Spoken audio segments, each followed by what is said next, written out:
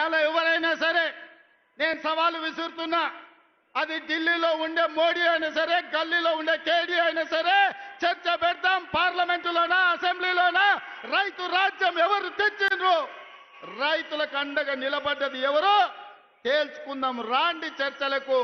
కేసీఆర్ వస్తాడు, కేటీఆర్ వస్తాడు, కిషన్ రెడ్డి వస్తాడు, నరేంద్ర మోడీ వస్తాడు, కాంగ్రెస్ పార్టీ కార్యకర్తలను తీసుకొని నేను వస్తా అని సూటిగా సవాలు విసురుతున్న మిత్రులారా ముఖ్యమంత్రి గారు ముచ్చట పడుతున్నారు. నిన్న రంకెలు వేసినారు.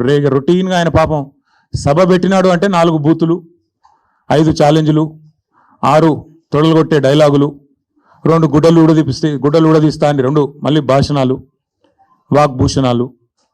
ఈ టైప్లో షరామామూలుగా గత 18 నెలలుగా టైంపాస్ కార్యక్రమం ఏదైతే నడుస్తుందో, ముఖ్యమంత్రి ముచ్చట పడుతుండు కాబట్టి ఇప్పుడైనా ఎప్పుడైనా ఎక్కడైనా మేము రెడీ చర్చకు. నిన్న ముఖ్యమంత్రి గారు పేరు తీసుకొని మరీ పిలిచిండు.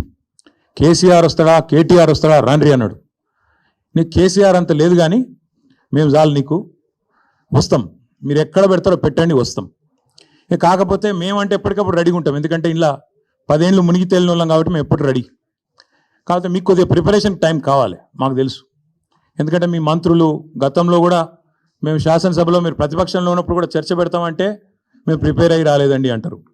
ముఖ్యమంత్రి గారు అయితే ఆయనకు తెలుసు, మీకు పాపం బూతులు తిట్టడమేమో ఈజీ, చాలా ఈజీ కదా. బూతులు మాట్లాడడము, డైలాగులు కొట్టడం, గుడ్డలు ఉడదీస్తా అనడము, గుడ్డలు ఉడదీస్తేనే ఇందిరమ్మ గొప్పతనం తెలుస్తుంది అనడము, ఇవన్నీ చాలా ఈజీ.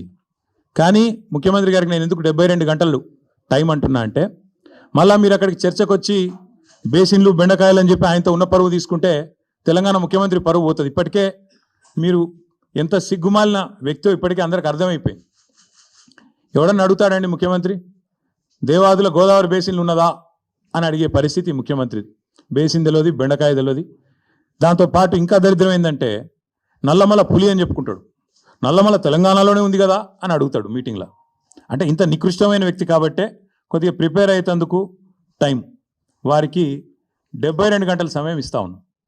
లేదు ముఖ్యమంత్రి గారు కనుక ముచ్చటపడి, లేలే మా సొంత ఊరికే రండి కొండారెడ్డిపల్లి కంటే అక్కడికైనా వస్తాం, లేదు మా సొంత నియోజకవర్గం కొడంగల్లో పెడతా నేను అంటే నీ ఇష్టం, అక్కడైనా పెట్టు, లేదు మా నాయకుడు కేసీఆర్ గారి సొంత ఊరు చింతమడకకు వస్తావా, అక్కడ రెడీగా ఉంటాం, లేదు మా నాయకుడు కేసీఆర్ గారి నియోజకవర్గం గజ్వేలు, అక్కడికి వస్తావా, నీ ఇష్టం, ఊరు నీ ఇష్టం, ప్లేస్ నీ ఇష్టం, సమయం డేటు అన్ని నీ ఇష్టం, నేను రెడీ.